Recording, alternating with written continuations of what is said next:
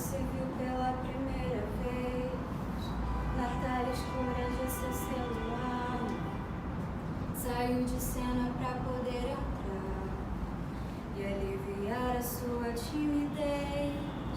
Vestiu um ego que não satisfez, dramatizou o rio da rotina como fosse dádiva divina. Queria só um pouco de atenção, mas encontrou a própria solidão. Ela era só uma menina. Amanheceu tão logo se desfez. Se viu nos olhos de um celular, aliviou a tela ao entrar. Tirou de cena toda a timidez, alimentou as redes de nudez, fantasiou o brilho da rotina, fez de sua pele sua sina, se estilhaçou em cacos virtuais. Nas aparências todos tão iguais, singularidades em ruínas. Há um peso em meu peito, um nó entalado em minha garganta, um grito parado, um choro estancado, a vontade de berrar e contar tudo o que me fura a alma, mas não posso, pois sou como um corvo num bucho de palhas. Ele fura e entra sorrateiramente no canto mais obscuro da consciência e diz: nunca mais. Nunca mais o quê? Eu pergunto. Nunca mais dizer o que sinto, nunca mais falar o que quero, nunca mais chorar. Nunca mais porque, quando eu grito expresso, quando eu choro, eles me chamam de egoísta. Ah, egoísta!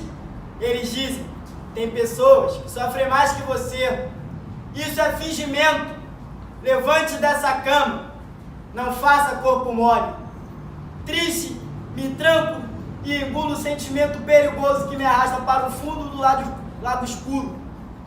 Lá no fundo, até que ninguém mais saiba quem sou. Nem eu mesmo. Já nem sei mais se a máscara é verdadeira, se a angústia é real. E assim sigo vivo, mas morto em feitos imagináveis. Sou algo que simplesmente não me sinto. Sou uma coisa na qual ninguém enxerga. Sou um espelho que reflete o que as pessoas querem ver ou o que quero que elas vejam. Sou um objeto, um fantoche, e penso que não deveria existir se apenas sou algo descartável. Eu nem ao menos sou realidade. Sou alguém que empurra com a barriga e aguarda acabar essa vida. Será um descanso, um alívio, ou talvez nada. Quando nova, somente dita como nada, imprestável, burra, alguém que não deveria existir. Veio ao mundo para ouvir coisas assim. Não será capaz. Mesmo dizendo que eram brincadeiras, sempre acreditei e acredito. Utilidade eu não tenho. Sou de fato burra e não sirvo para nada? Apenas para ser abusada, usada? Não só fisicamente, mas também interiormente. Me batiam, davam tapas com tanta força que a alma também afetava. Sinto-me perdida, sem direção. Caminho sem um farol que me sirva de guia. Veio a morte daquele que desejei o fim por todo o tempo. E quando finalmente se foi, senti-me culpada. E feliz não fiquei, apenas mais burra e inútil. Hoje, só tenho a endorfina da alegria, que logo passa, escapa. Sou essa coisa resumida. Desde que me entendo por gente, sofro bullying. E para tentar me defender, fechei a cara, parei de sorrir. Por um bom tempo eles começaram a me chamar de marrento, mas isso não me afetava. Em 2015 e 2016 eu tive os 2 piores anos da minha vida. Eu apanhava, era xingado, menosprezado, todo esse tipo de coisa que parece afetar os que aparentam ser mais fracos. Mas em 2017 eu tive a certeza que estava sozinho no mundo. Eu estava na festa da minha prima, rodeado por jovens. E naquele dia eu não conseguia achar ninguém para conversar. Você sabe o que é isso? Estar numa festa, rodeado por jovens, e não achar ninguém para conversar? Logo depois da festa, tudo piorou. Desenvolvi depressão, ansiedade, já estava acostumada a me mutilar. Laudo médico, transtorno de borderline. Eu já não era mais eu. Isso afetou a forma que eu falava, que eu agia. Eu falava muito e quando não tinha o que falar, acabei me tornando mentiroso. E quando não tinha o que falar, eu mentia. Acabei me tornando mentiroso. Meus pais descobriram o que eu fazia no meu corpo e me levaram numa psiquiatra. A psiquiatra disse que se eu não me tratasse, tudo ia piorar. E tudo piorou, quando eu descobri que meu avô estava com câncer na laringe. Naquele ano, eu perdi muito ente querido, mas também foi o ano que eu me apaixonei. Eu era muito devota a essa relação, sabe? Mas ela acabou me traindo. Foi nesse momento que eu tentei encontrar o escuro total. Eu tentei diversas vezes, mas isso não vem ao caso. Hoje eu estou aqui, vivo, dando a mim mesmo a chance de ser feliz.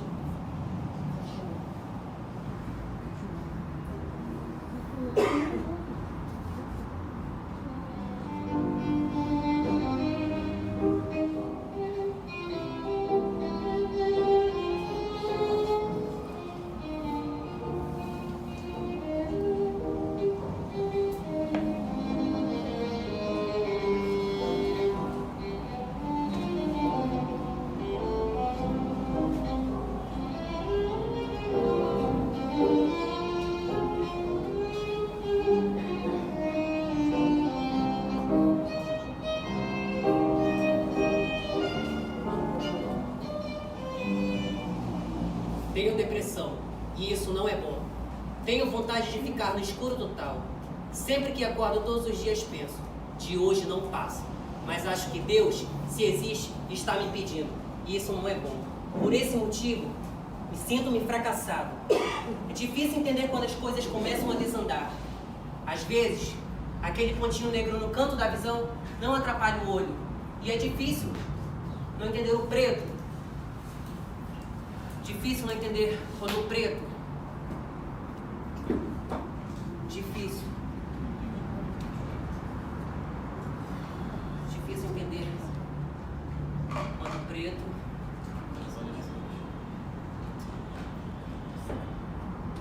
Difícil entender quando o preto.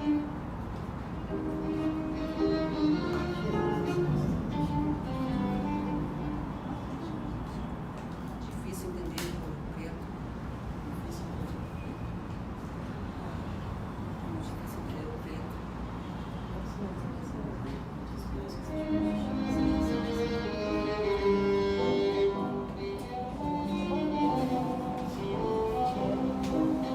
Felicidade e tristeza. Depressão é ponto de vista. A alma chama por ajuda, que no dado momento até grita. Tudo arde e resseca, com o tempo se esfria. A mesma mão que te traz o mel, te proporciona agonia. No meu quarto me descarrego, minha mente me repudia, me fazendo acreditar que não passa de mais um dia. Não se engane, no soar do último gongo, a alma sobe, matéria fica. É a lei da inércia que me pesa nos ombros, pois nada parece lhe obrigar a se mover. Você até pensa que um dia vai, mas não tem coragem suficiente. Aceita e o silêncio reina, e já se tornou tão rotineiro estar no buraco, no degrau mais baixo que diz a si mesmo. A luz já deixou de bater nesse lugar. Até gostaria que fosse tristeza, mas é nada, é sentir nada, e ver todos querer alguma coisa e apenas deixar de não querer nada. Tem pessoas que te amam, mas você não se ama. Tem comida no prato, mas não sente mais o gosto. Tem dinheiro na carteira, mas não pode comprar de volta o pedaço de si que se perdeu. Tem um dia inteiro pela frente, mas o sonho desistiu de você. Tem a noite inteira pela frente, mas o sono desistiu de você. Insuficiência nos músculos para levantar. Insuficiência nas cordas vocais para pedir socorro. Faça sua morte enquanto está vivo. Não falo da morte fim da vida. Refiro minha morte, metamorfose. Morte esperada que acaba com o velho jeito de ser. Com efeito, espera-se a morte em particular, mas não a morte como fim. Faça da morte a distância da vida. Dê vida, um novo projeto. Não adiante o relógio. Se estás vivo, continue. A vida tem curvas, amigo. Quem sabe a surpresa, teu caminho pode iluminar.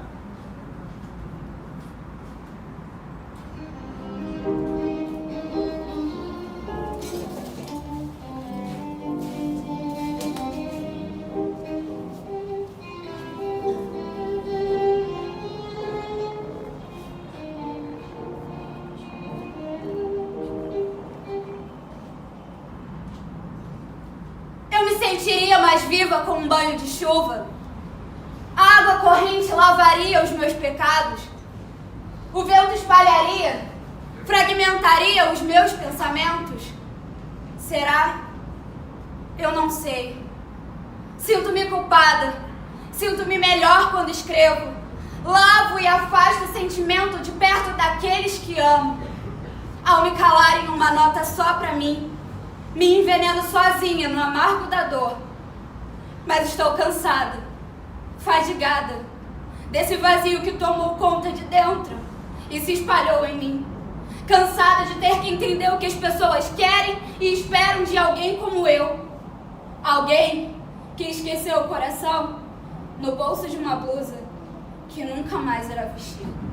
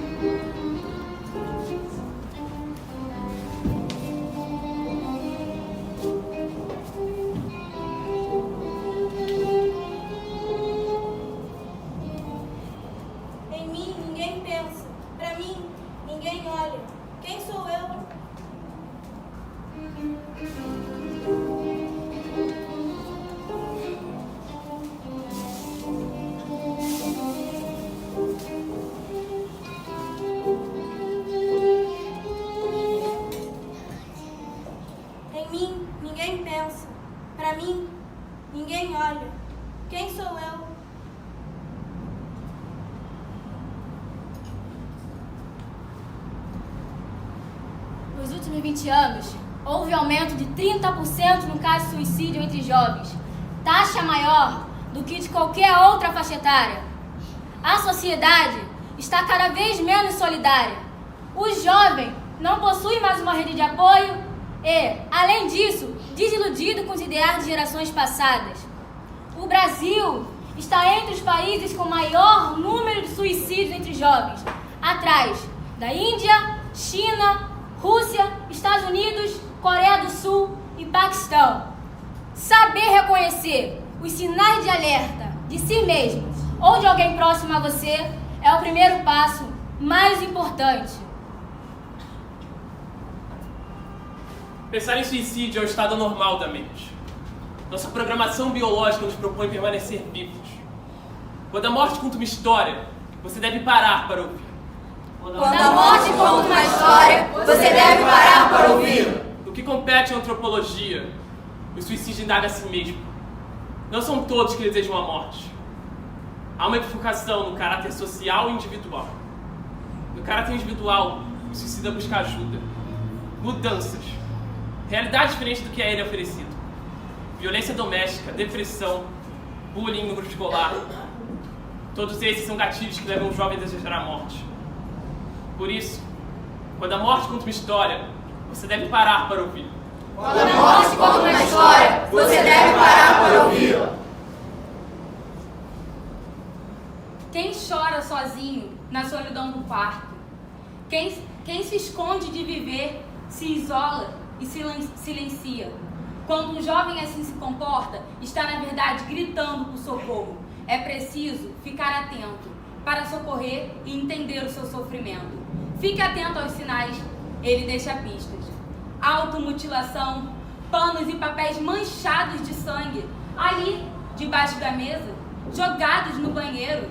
Veja como ele mudou o modo de se vestir. Não julgue, julgamentos afastam. Procure entender, dê o seu apoio, converse com ele, dê o seu amor. Com alguém que sofre, se conversa de modo amistoso. Procure ajuda profissional.